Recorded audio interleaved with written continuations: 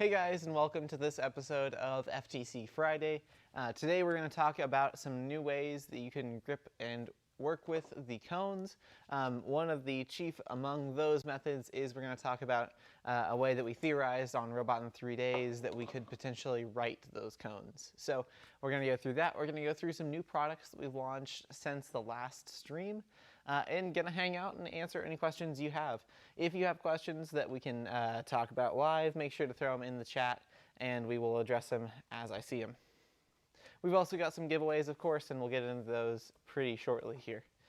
So it's been a minute since we've done an FTC Friday. I'm excited to get back at it and kind of get back in the flow. I know we were probably going to be releasing another video pretty shortly.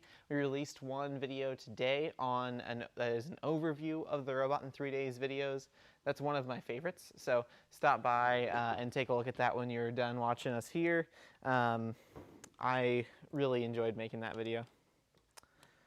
One of the first things that I'm going to talk about that we've released since the last stream, the Robot in 3 Days, is grid tracks as well as Grousers. So grid tracks are a version of our track drive system that you guys know and love from the Outlaw chassis. But instead of having that rubber bonded to the track, this just doesn't have that rubber. Underneath the rubber on the tracks, excuse me, is some M4 mounting holes. Of course there would be, this is GoBuilda, so you've got 5 M4 mounting holes that are on the GoBuilda pattern, so you can bolt whatever components you need to the track itself. This is just plastic, so it's kind of slick if you're going over a surface where you don't need very much traction but you want a really uniform drive. They're a pretty cool option there. We also have these Grousers. They're like paddles that'll bolt onto the track, and they allow you to go over and get a ton of grip on surfaces like sand or snow where you can really dig down and grab them. So I'm sure in a future video or a show we're going to have some chassis of these up and running, maybe when it's the winter time and we can get some snow, or we may shoot some video of it going through some sand, but these are really cool and I'm excited to do some more stuff with them. We've also launched a few new lengths of GoTube since our last show. Specifically, we've launched 168 millimeters, 216, we've got 264, we've got 312, and we've got 360 millimeters. Those are the even number of holes in channel. They match up to those lengths. So for example, the 168 millimeter, I believe, is a 6-hole channel. We originally, when we launched GoBuilda, didn't have some of those even number of hole sizes of channel, and we've added those to the lineup, so we added GoTube along with them. I think we specifically realized we needed these during the last Robot in 3 Days, the one for Freight Frenzy. We really wanted to use a piece of GoTube that was, I think it was 168 or 216 mil, and we didn't have one, so we said, hey, we better make those. So I'm really excited to see some more builds that use GoTube. We probably should do a video on GoTube. That's one of my favorite things in GoBuilda. It's really strong, it's really lightweight, and I think it's generally not utilized quite as much as it could have been. All right. Let's take a look at kind of the main topic for today's show, and that is going to be grabbing FTC cones. We're going to go over the claw we built for the blue robot for the Robot in 3 Days, and we're actually going to modify it based on a really cool idea I saw from a team based on their kind of short-term build. So the claw that we built for the Robot in 3 Days, that the Blue Alliance built, is one of my favorite claws that we've done for a robot. I think it's really nice. It is based on super speed servos, so they don't have all that much torque. A super speed servo goes to about 70 ounce-inches of torque, but it has a ton of speed. It's actually got the same mechanical power as the rest of the GoBuilda servos that you're used to, but it just distributes that power a little bit differently. In this case, it just has more speed and less torque. Let's see here. All right. We can get away with using a low torque servo for a claw because of how that claw is designed. And we'll talk about that in a moment, but the thing we'll talk about first is what we have cladded onto the claw. In this case, we have surgical tubing that's kind of threaded through the claw and gives you a little bit more grip than the default, just like using the aluminum plates that serve as the claw, like the frame of the claw. And that works pretty well. We are able to grab cones and hold on to them. But the idea I saw today, I really like and I want to showcase. It was specifically, I saw it on, let's see here. I'm pretty darn sure, yes, it was team 14469. They're Team How, and they're from Peoria, Illinois. And they had a compliant wheel, and they cut the core out of the compliant wheel. Now, people who've seen previous Robot in 3 Days, and just kind of seen previous Go Build a TV shows, know that I like modifying gecko wheels. We've almost always modified a gecko wheel for Robot in 3 Days. So this is definitely up my alley. This specifically, like I mentioned, has no core. So we're going to use this as really high friction material to wrap around the cone. In this case, we're going to replace the surgical tubing in our claw, and then the fingers will kind of stick out past the surface of the rubber and give us some compliance built in, which I really am a big fan of, and that 30A rubber material is going to give us a lot of grip. So we'll go ahead and get that installed on this claw, and to do that, we're actually going to remove these pattern plates. That way we can bolt on some new pattern plates and kind of keep this original goal and design of this robot together. Let's see here. I'm not sure. It's possible that another person has, another team has done this before. This is the first time I've seen it. But if you know of a team that's did it before, definitely shout them out in the chat. Let's see. Oh yeah, it looks like we've got the assembly instructions there. Yes, so you should be able to find all of the links to the previous versions of the Strafer chassis on that version 4 of the Strafer chassis page. At some point, it might make sense to move that all to the V5 page, but we do try to keep assembly instructions around for a long time. Chances are, if you have a part that's been discontinued or a kit that's been discontinued, you can probably search for it in the search bar, and it should pull up that kit, and that should still have all the step files and assembly instructions you need to work with it.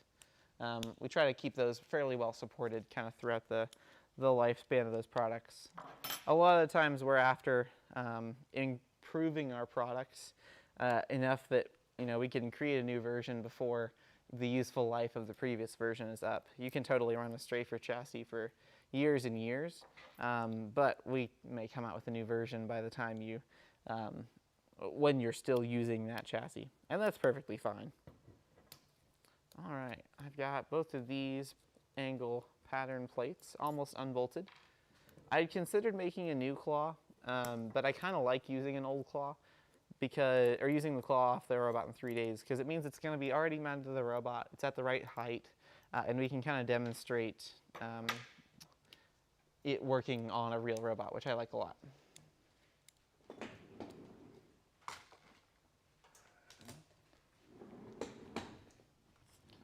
So now we just need to, I'm actually going to take a picture of how this went together so I make sure I put it back together correctly. We will start by unbolting the linkage. That feels like it's a good option. One of my favorite kind of quick tips for working with Viper slide kits is that you can oftentimes use an Allen key as kind of a stopper for your slide to stop it from falling down past a certain point. I do it all the time to hold it up so that I can work on it. Of course I do that, and then I need a 3mm driver. Here's another one.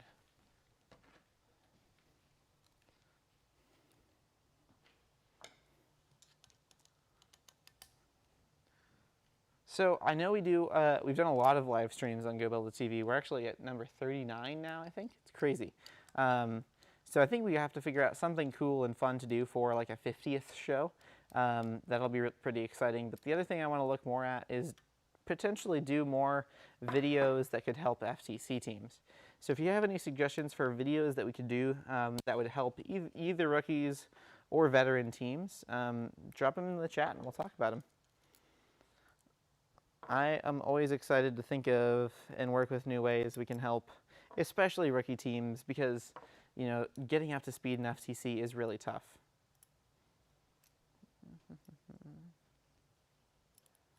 So we'll get the new claw. I think we'll get the new claw, the fresh pattern plates bolted in, and then we'll zip tie on the gecko wheel, or what's left of the gecko wheel at least. Okay.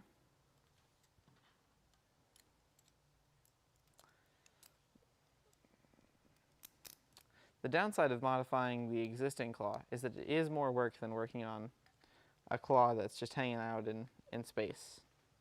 I probably could have removed it and done this modification off the robot, but I think that would probably end up taking more time.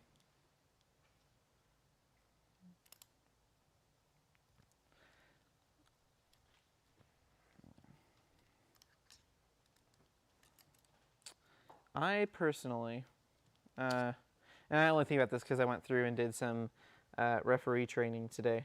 I think I'm excited to referee this game. Last year I did not have a whole lot of fun refereeing. It was not the most fun game to referee overall, but this year seems like it's going to be more interesting. Not because there's any like gotchas or that I like giving teams penalties. It seems like there are fewer penalties that are easy to get this year. Last year had a few penalties that, you know, were pretty easy to stumble on, especially as a new team. So it feels like this year will be probably more rookie friendly in that regard.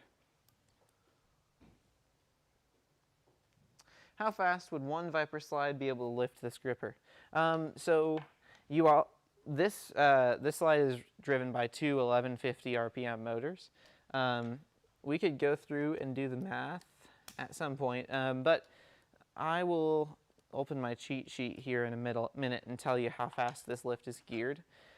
With one Viper slide, you likely could drive the lift faster. You could use a faster RPM motor, and that would probably get you to that travel distance quicker than you would with a slower geared lift, or with a 2-tower lift like this with 8 slides total.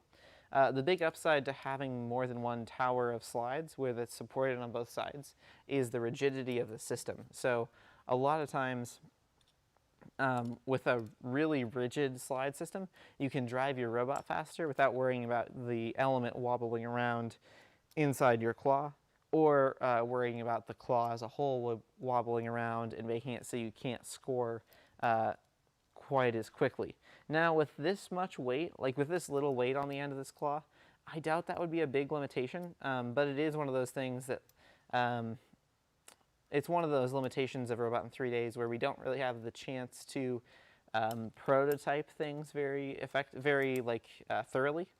We can kind of make a lot of guesses at how things are going to perform in the real world, but it kind of comes down to that we just don't have all that much time to build a version and then see how well it works. So that would have been something that I would have liked to get to, is let's especially run the Blue Alliance robot with only one tower of Viper slides and see how the performance compares. All right. I think that's all bolted on. We probably will have to cut this wheel to get the length to be correct, but that's looking pretty darn good. Let's start by just zip tying it in place. I considered bolting it in place. That seems like it could be a good option too, but zip ties are going to work pretty well for right now.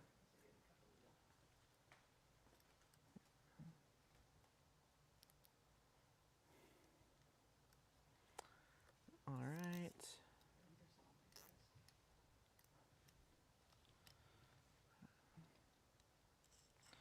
I'll try to add maybe 5 zip ties throughout the width of the claw here. And then after we're done installing this and testing it, we'll go and we'll build that cone rider on. I have a 6-wheel drive over here. We'll try to modify that and see how quick we can throw together a boot wheel cone riding mechanism. Jacob mentioned this on the live stream for Robot in 3 Days, and I think we can build one without much issue in the time we have. But the idea is that you just have a bunch of boot wheels that are spinning toward the ground, and they're at a height to where when a cone is laying on the ground, the boot wheels can kind of spin over and catch on the lip of the cone and then flip it upright. So I think that actually has a pretty good chance of working. And that would be a very easy way to implement a self-righting mechanism on cones, which I think is going to be a pretty big deal this year for a lot of teams. I think being able to right the cones after they've fallen over is pretty critical. Just with how easy it is to knock over cones, and it seems like there's a world where some alliances may be able to score all the cones. So so being able to make sure you can score every cone on the field and not have to leave some of the tipped over ones, I think is going to be a pretty big deal. All right. We've got one more zip tie.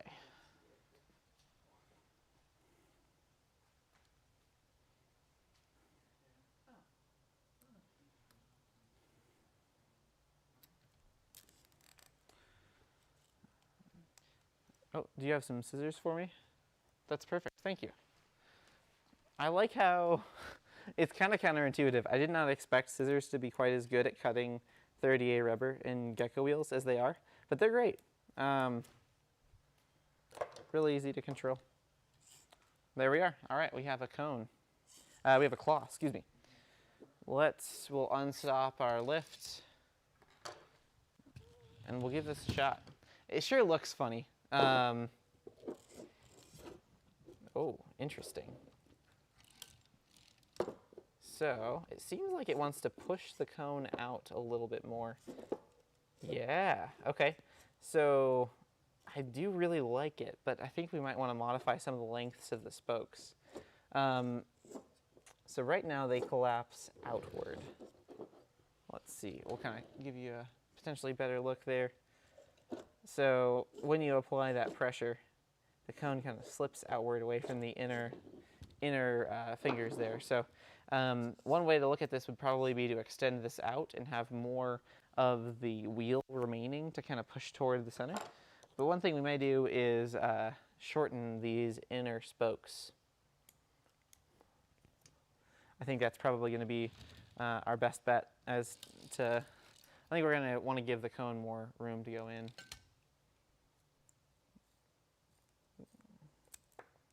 Go further into the intake, and then hopefully the fingers will kind of lay down in the other direction.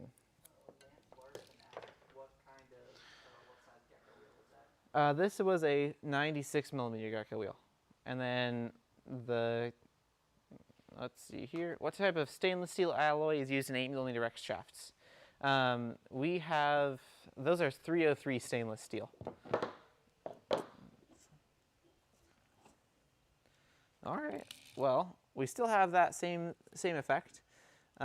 Let's see, it also looks like our claw probably extends too far now. Ooh, let's see, that worked really well. All right, we'll lower the lift all the way. It does still kind of want to collapse and push it out, but let's give this robot some power and like run the servos for real and see how they act then. May want to trim the back spokes. Yep, we were on the same page, I think. We might actually get rid of those back spokes completely. That might help us even more. We'll see what I'm actually going to unplug the Robo Claw because we're not going to run the lift right now. We will just run the rest of the robot. We've just got to pair it with this transmitter.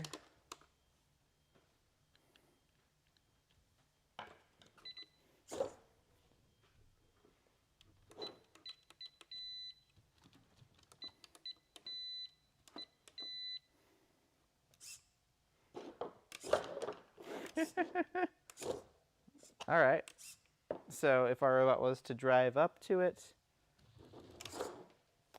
it definitely throws it a little bit more than I expected. Interesting. So we may need to add more. We might want to go with, we have a very similar pattern plate with another 45-degree bend out to the front. I could see that being really nice. Let's try to trim the back spokes all the way off and see how that does.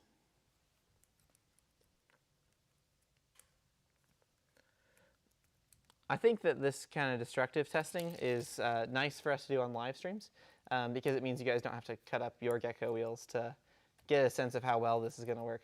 Do you think if you still had the gusseted angle mounts on it, that it would hold the...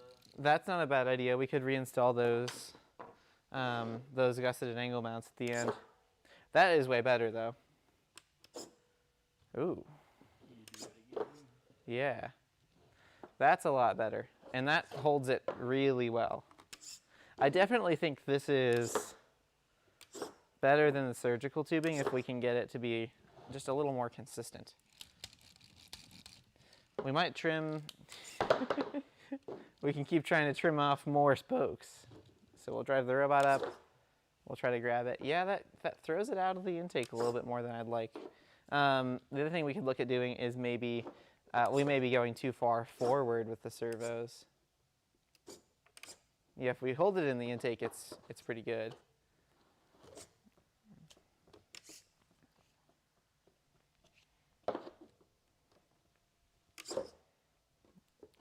All right. So we'll give ourselves probably 5 more minutes to see what we can figure out as far as this goes. And then I think we'll start on the next prototype here. Yeah, if you just have another mechanism that will rotate the wheel. No. Yeah, it does seem like it's asking for a lot of rotation. So let's move that claw to where it's not quite as far forward when it's in its actuation point, and see what that changes. We can do that by just changing what hole on the servo arm the linkage arm is mounted on.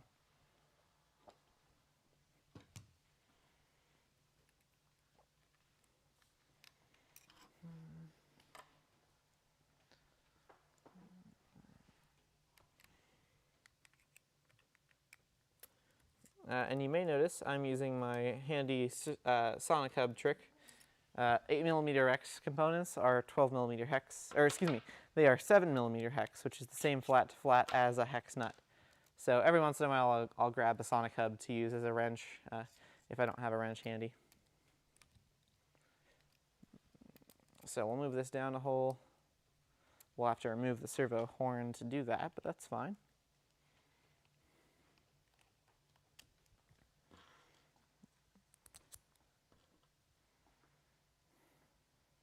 Lance also suggested putting 2 gusseted angle mounts, but he said put them at the top of each bracket instead of at the bottom. Okay. We'll try that next. We'll see if just reducing the amount of distance it covers has any effect first, and then we will add the gusseted angle mounts back. I think giving it something rigid to where like they'll not allow the cone to escape quite as much, and we're still taking advantage of the compliance. Oops, I need to turn the robot back on so the servos will go to the correct position.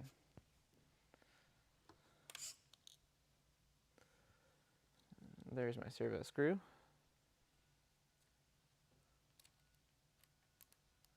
Yeah, so that's pretty noticeably less far. Not quite as far out extended. So I think that'll work better. Let's try, while we have it, we may as well try having them be kind of uneven. Okay, so it had a very similar effect. If we drive up to the cone and grab it, the fingers still seem like they want to push it out more than they want to pull it back in. We'll give it a little more space in there by modifying the other servo arm, and then we'll try the gusseted angle mounts.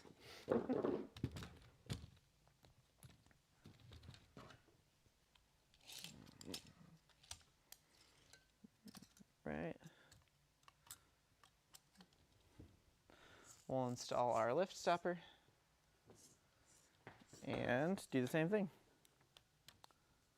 Pull the servo arm off and just move it down. Move its mounting hole to the linkage down a peg. I did not tighten that screw quite enough. Let's get that better.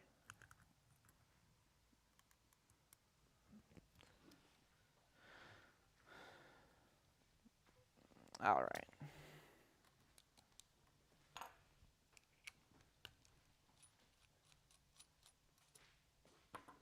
The other thing I'd like to mention is we do still have our Strafer sponsorship.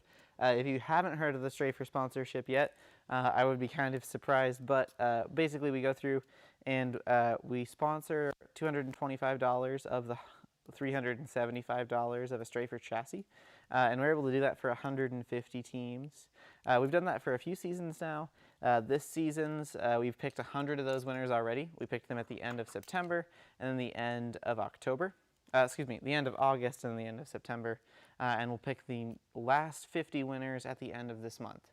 So if you have a rookie team, or if you are hoping to get a Strafer sponsorship, make sure you pass that information along, but make sure you or that team that you know applies on the website. Yes, perfect. All right, we have successfully modified the throw of our servos. We'll see if that works, otherwise we're on to the gusseted angle mount.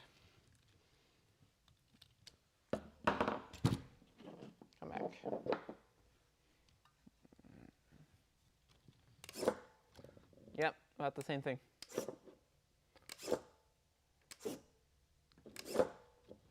Interesting.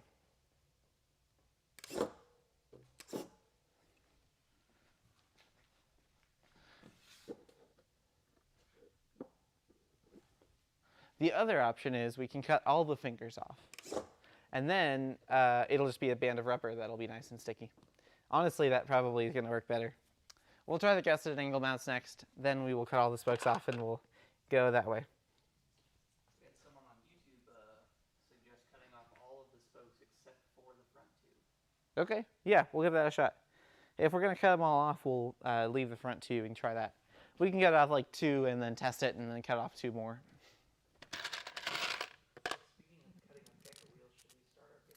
Yes, we should start our giveaway. Thank you.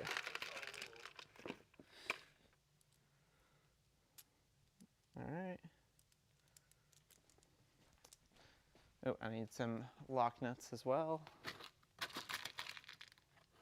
All right. Now we've got some gusseted angle mounts.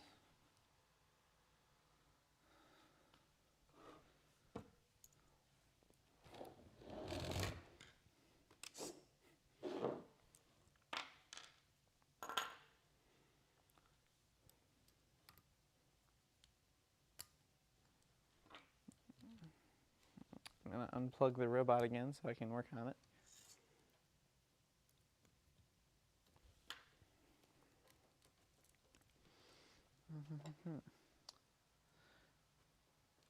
Thanks for live prototyping. It's great to see the process you take. Thanks. I have a lot of fun building stuff live. It's a lot of fun.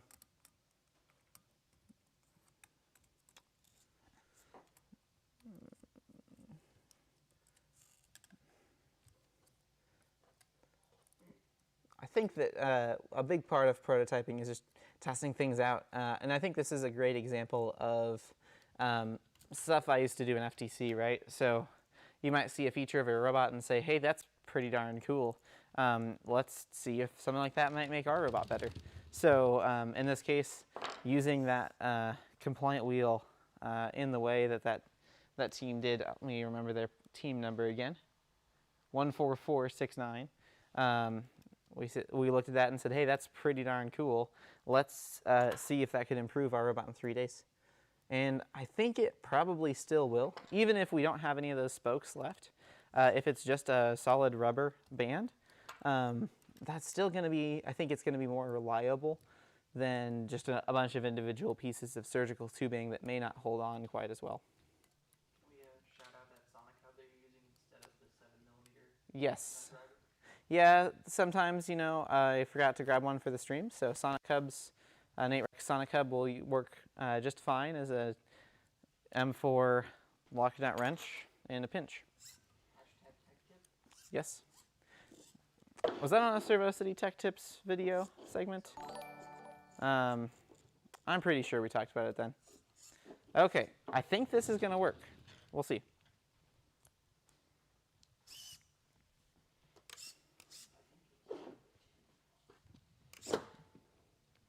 That does sure seem to help. So we'll drive up to it. It seems like it does kind of get caught between the rubber and the angle mounts, but it's in there like really pretty well. So if we're at the right height when we're intaking it, we'll grab it and lift it up. That's pretty solid. It definitely can move around a little bit, but hey, I think that's fine. I'm not sure if I suppose the kind of compliance in the exact position of the cone, it probably wouldn't be great for something like autonomous, where you're kind of counting on the cone to end up being in one specific part of your robot over and over. So that might be a downside. Let's try shortening up those fingers a little bit. I think we've already gotten a pretty good claw. I think we've definitely improved it already. But let's see if we can improve it a little bit more. We've got, so the gecko wheels have 3 bends. We'll cut the middle 2 gecko wheels, gecko fingers. We'll cut them down to the elbow. Move the cone out of the way. Yes.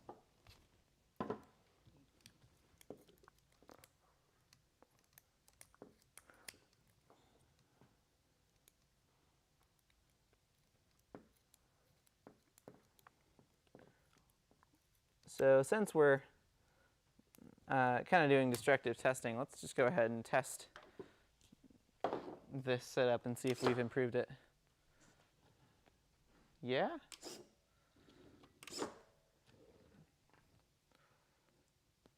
I don't know if we have or have not specifically. I don't see a noticeable increase in like how grippy it is compared to the last version.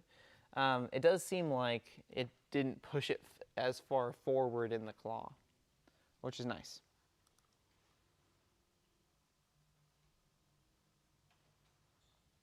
We'll go ahead and do that to the other side. We might do that to all of the fingers that are left. Let's just do that quick. We'll go down. So that's probably another, say, 6 millimeters of total length.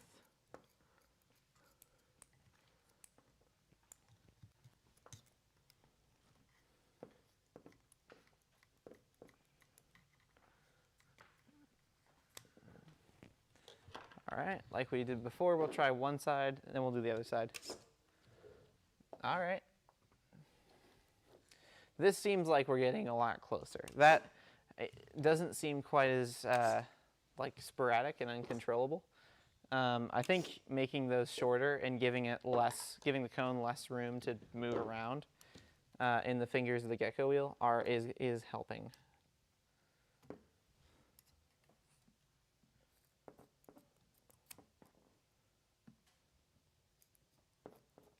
All right.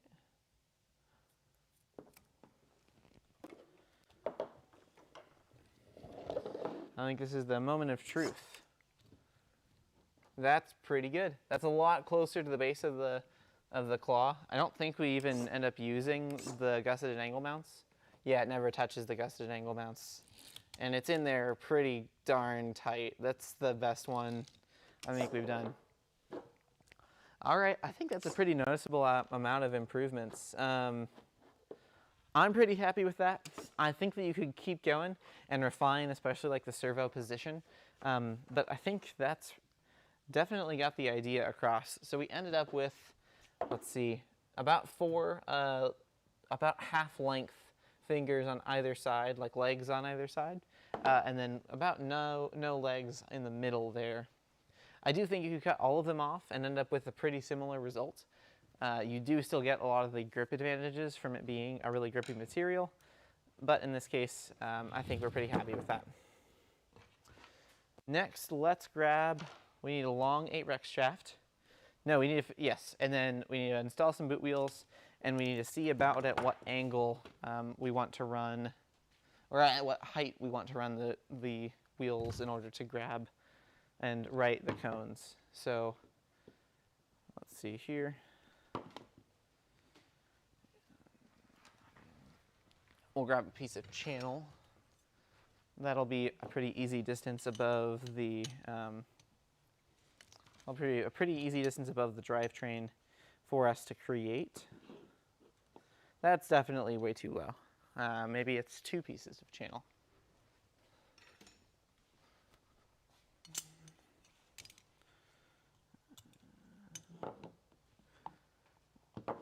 So if it's spinning at this height, it's almost got to hit a bar down here, or just be on the tile. The tile will probably be a much grippier surface. That doesn't seem bad, but I think we're going to end up wanting to be somewhere in the middle. Let's go ahead and mount this whole thing on go rail. That'll give us the adjustment we'd like to get the height exactly where we need it. So we'll grab a couple pieces of shorter go rail. 120 feels reasonable. That's pretty overkill. We'll go like 72. 120 it is. 120. We'll grab some 14 mil clamping mounts. Those will hold our bearings. We have a 264 millimeter shaft right now. Okay, so where should we mount this mechanism? That feels like it's going to be a pretty good option. Yeah, okay.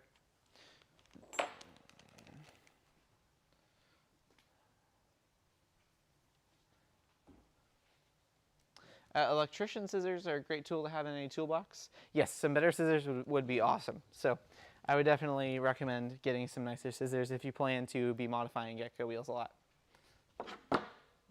All right, so we've got our 2 pieces of go rail. Those are going to sit on this back channel back here. They're going to hold some clamping mounts that'll hold bearings, and those bearings will hold a shaft, which will hold our gecko wheels. At that point we can, or our boot wheels, at that point we can set the height of our boot wheels to work pretty well for whatever height we want to end up having them at to write the cone. I think this is going to work. This feels like it's a pretty promising option. I also need a couple of grid plates. We need some go rail nuts. We need some 5 mil screws.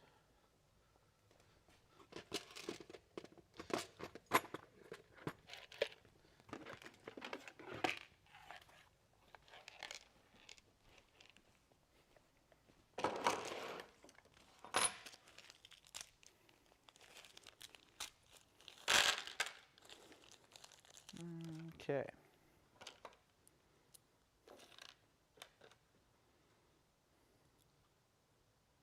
These might actually be 6 mil screws on paper, ideally, but I think 5s are close enough.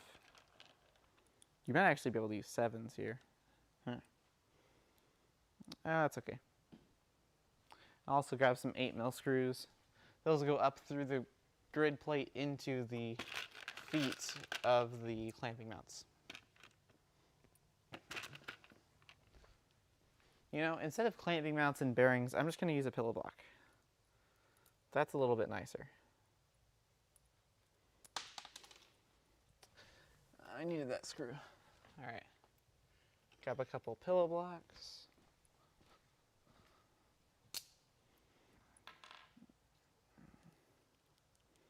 So we've got a grid plate. We've got a 8 millimeter ID pillow block that's going to get bolted on to that grid plate, and then we have a go rail nut on either side of the feet of the pillow block, and those go rail nuts are actually going to fit in the slots in the go rail, and that'll be what will allow us to slide it up and down.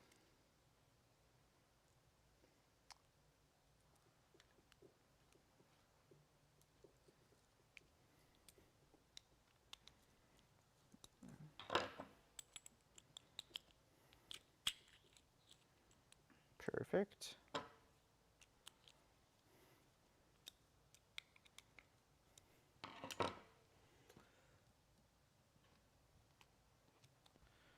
All right. We'll do the same thing. We'll grab another grid plate. install 2 more go rail nuts, and then we'll bolt the other pillow block on.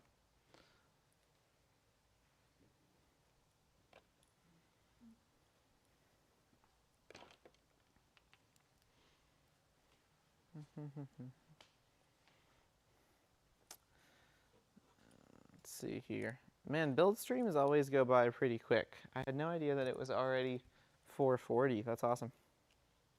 I mean, I think we'll be able to finish this before 5. We should be able to. Be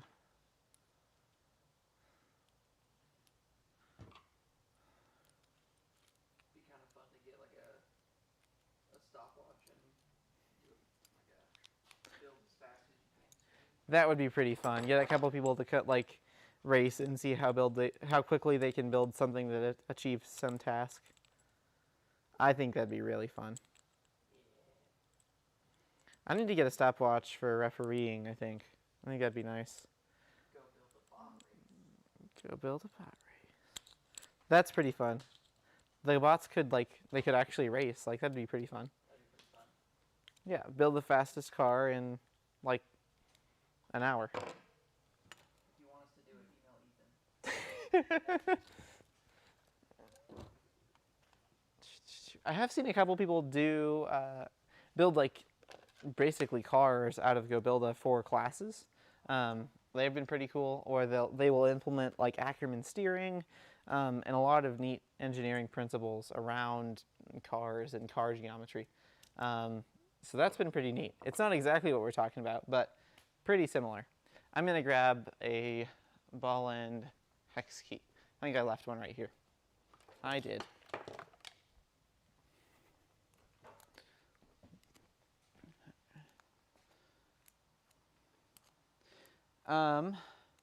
Let's see.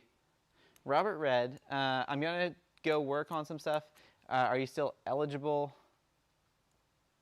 to win the giveaway if you're not present? Yes. So we'll draw the winner based on everybody who's applied. If you win, you'll have to shoot us an email and basically say, hey, I'm the person who won with this Twitch username. So I would say take a look at the stream archive. It should be really easy to work with in YouTube, and just look through the chat archive and see if it was you that won. You could do that after the fact, and then if it was you that won, just shoot us an email. You know, I didn't really think all this through. I need to get another go rail nut in there so I can have 2 screws that hold this thing on. Otherwise, it's just gonna pivot.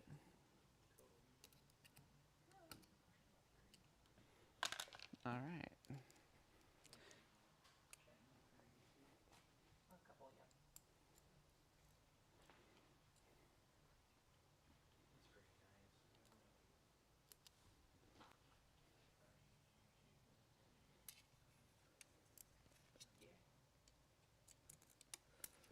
I'm trying to work around my electronics and all my wire management in here. We'll close the giveaway in about 2 minutes. All right. We've got a lot of entries. Sweet.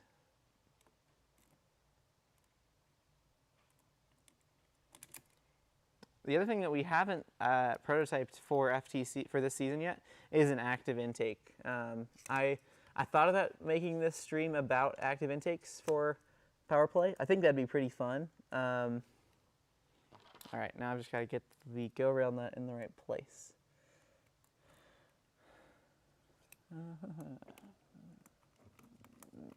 This is always the struggle, right?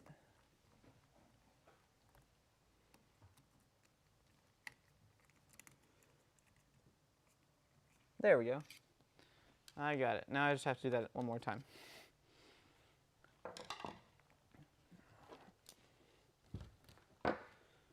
Boom. That way we can slide and lock our boot wheel. We'll probably just couple a motor to it and hold on to it. It's not the nicest way to mount a motor, but it's a really quick way to test a mechanism.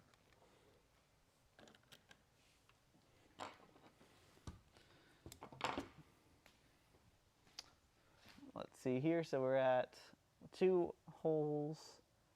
We're on the 32 pattern from the second hole over. So 1, 2, 32. I'm not sure why I did this silly. I just put the screw through the hole, and then I thread the go rail nut onto the screw. I don't know why I did it the other way. You know, sometimes that's just how it goes. That should be correct.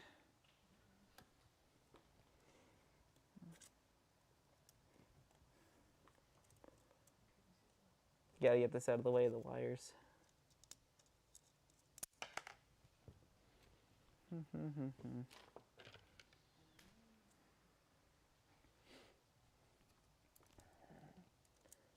Oh, no, I don't want to.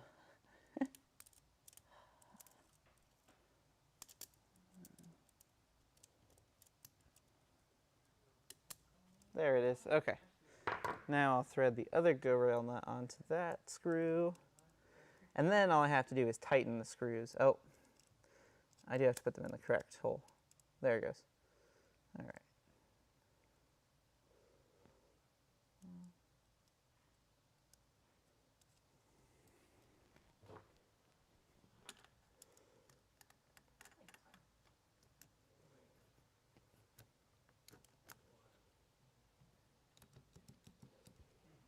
All right.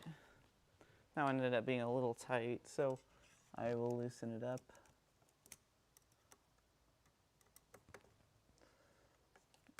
And then we will lock it in place. When you need them, ball end hex keys are really great. They aren't a great way to put a lot of torque into something, but every once in a while it's really nice to be able to get into those tight to reach spaces with them.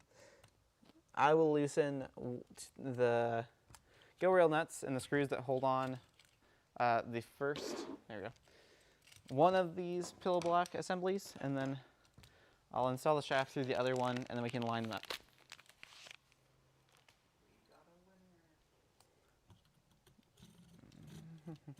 Oh, we have a winner? We do. Awesome. I don't know how to pronounce it, so I can't say it. I don't want to butcher it. All right. Well, shoot us an email, marketing@gobuilder.com, and then mention your Twitch name and what you want, and then we'll get it sent over to you. We'll send you a couple of gecko wheels, and I'm sure we'll find some stickers and stuff to throw in there. I think I'm going to install these 4. They're enough of a kind of press fit that I'm just going to place them on there for this prototype. And then when we'd go to make this an actual mechanism, I'd worry about constraining them correctly. All right, we'll get this situated and then tighten both of the screws back up on the pinch bolts. I'm going to grab a collar so that shaft stays in place. How And do you constrain them? Would you just use like the Plastic plastic spacers? spacers, and you could also add some collars. In this case, I probably would add a collar on either side of the outermost wheel. You could also use spacers from the outermost wheel to the bearing, and then just have a spacer in between each wheel set up. So we've got plastic spacers. Those are really nice to constrain these because they're pretty inexpensive for a bunch of them. And fun fact, they're actually the core out of these wheels. So The more you know. they're very fitting. All right. The next thing I need is a tile. I think there's one over here. Let me grab it. Oh, yes.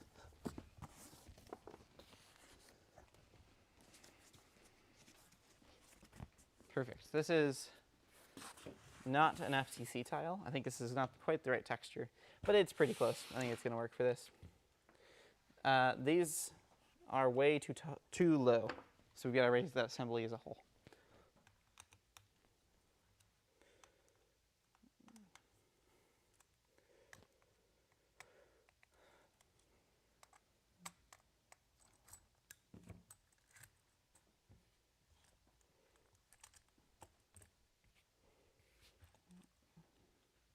That looks like it's going to work. So in this case, I'm going to set the height based on, I'm going to set the cone underneath the most compressed the boot wheels get. In this case, because they're boot wheels and they're not like a gecko wheel, it's less that they're least compressed there, and it's more that they are resting on like the the smallest part of the wheel's diameter. All right.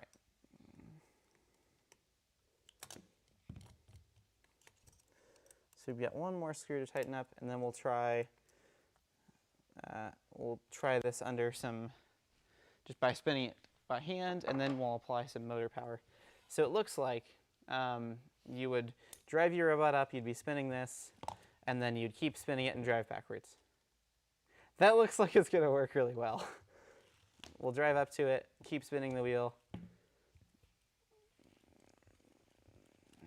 and then drive backwards. All right, it does spin off sometimes. I wonder if we drive up to it, stop spinning, drive backwards. That looks like it's the play. Do we even need to spin them at all? Yeah, because it'll just push them otherwise. So as long as they're spinning at all, they'll kind of climb over, and then you just drive forward. Let's grab a battery and a switch. There are, so you can only have 12 servos in total. Really, the servo limit in FTC is always very high. I find it really hard to use 12 servos on robots. There are some instances where it's easier to. For example, the robot that the team I worked with in Relic Recovery built, they used 12 servos, and occasionally we're like, man, I wish we could have one or two more. But you didn't want to have the wheel spin like oh, where you push it up against the wall. Yep. Just That could help too. You could push it up against So if the gecko wheels were, or the boot wheels were stationarily mounted, you drive the cone against the wall. It kind of hops over one of the wheels, and then you drive backwards. That also works pretty well. I think you'd want to play with the angle. Oh yeah, that's pretty doable. You'd have to get the angle right, and at that point you might want to like 3D print something that would be at that perfect angle and have that right shape. Okay, let's see here. We'll grab a 312 RPM. I don't think this spinning fast will actually help us. And then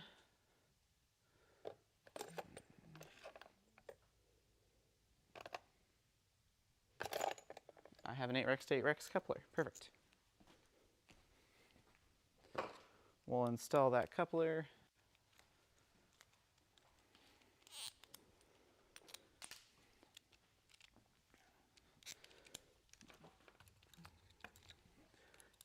And we'll just couple it to the shaft. Like I mentioned, this is not the most rigid way. Like, you'd never want to actually mount your motor this way. You'd want to mount the motor and then couple the air intake shaft. But for prototyping, I find that this is a really quick way to get something up and running. I've also seen teams use like a drill, and they'll just tighten the chuck on the shaft. That's a pretty good way to do it too. All right, so we've got our switch. This is just like a single pole, single throw switch, and it just applies power to the motor or not. We did get to be spinning in the right direction. So we'll lay the cone down, turn on the rollers, drive up to it. That worked way too well. If you drive away fast enough, it works. All right, that could sure use some refinement. But that really doesn't seem too bad. That certainly does right the cone. And with not much building and with pretty few parts. Like, you've got a few boot wheels, you've got some go rail, you've got some pedal blocks, and you've got a motor. I think this could totally be a servo, 100%. This should not be a motor on your actual robot, but it is way faster to get a motor up and running than a servo. Yeah, so that you wouldn't want to be able to happen. That's really good. Let's see what happens when we approach it at a bit more of an angle. Oh. So even if it does kind of get the fully sucked in to where it's touching the channel, and then you turn it off and drive away. That works pretty well. And it doesn't knock over cones, which feels like an upside to me. So then you turn it off, and then you drive away. Yeah, that could use some refinement, but that's pretty darn good. All right. If you guys have any last minute questions, feel free to ask them in the chat. I'm going to unmount this motor because it's not very nicely on there. But we can always throw it back on and do any last minute tests that you guys want. Let's see, do you guys plan to open a store/warehouse in Canada like Rev did? We've talked about it, and we'll probably continue to look at something like that to make it easier to use GoBuilda in Canada. If you have any suggestions, or like if you are, I assume you probably are a team in Canada, feel free to reach out to us, shoot us an email to like marketing@gobuilda.com. If you have any thoughts on how we should implement that, we're happy to hear feedback on that. With that, I think we'll let you guys go. Thank you so much for tuning into this episode of FTC Friday. Let us know in the comments below if you have something in particular you want to see for the next episode, and we'll see you guys next time.